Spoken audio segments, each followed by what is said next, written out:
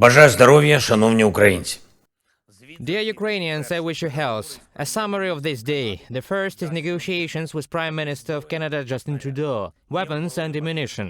There is a defense package in particular, the important 155mm. The coalition of modern fighters and the training of our pilots have the visible progress. The movement towards NATO. In this regard, there is also a result today. I am personally grateful to the Prime Minister and to all Canadians for their unwavering and unequivocal support for our freedom. The consequences of the Russian terrorist attack on the Kakhovka HPP were discussed in detail. Canada is among those who can help us recover from this disaster. We understand each other in the steps that are needed, and they are needed very quickly. Of course, we will not stay away from the disaster Canada is facing now. Massive wildfires, colossal environmental losses, and threats to people. Ukraine is ready to help extinguish fires if Canada needs such international assistance. Our Ukrainian sense of international relations is precisely in the fact that we should always take care of each other when support is needed and really help. I am sure it will become global principles: mutual action, mutual support, mutual strength. Now, unfortunately, we see that at some levels in the world there is simply a shameful indifference to the ecocide and human tragedy caused by the Russian terrorist attack on the Kakhovka HPP.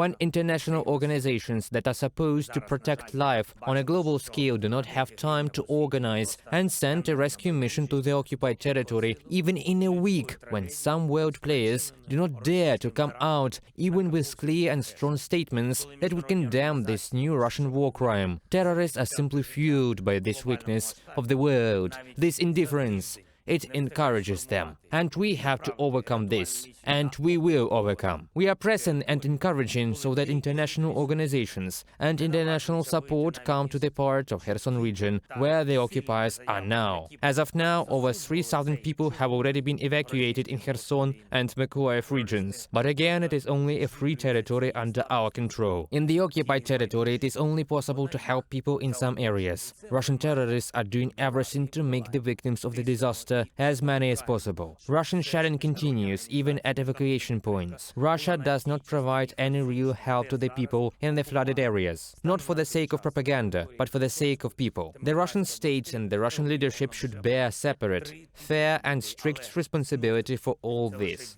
And international organizations should operate in our areas, which have not yet been deoccupied. Every life is important. All of Kherson region, all of the south, every city and village. We will do everything possible and impossible so that help comes to all our people. I thank each of the rescuers, military and police, local communities and international organizations currently operating in Kherson region and Mykolaiv region.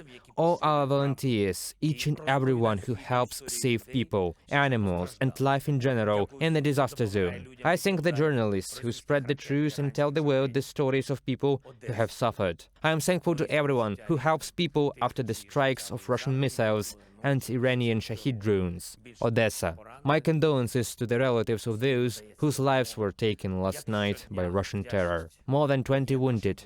Everyone gets help. As every day, thanks to our soldiers, to everyone in the front line, in positions, at combat posts and on combat missions, who destroys the enemy on our land and protects our sky. I thank everyone who is taking a stand and who is moving forward. Khortytsa, Tavria.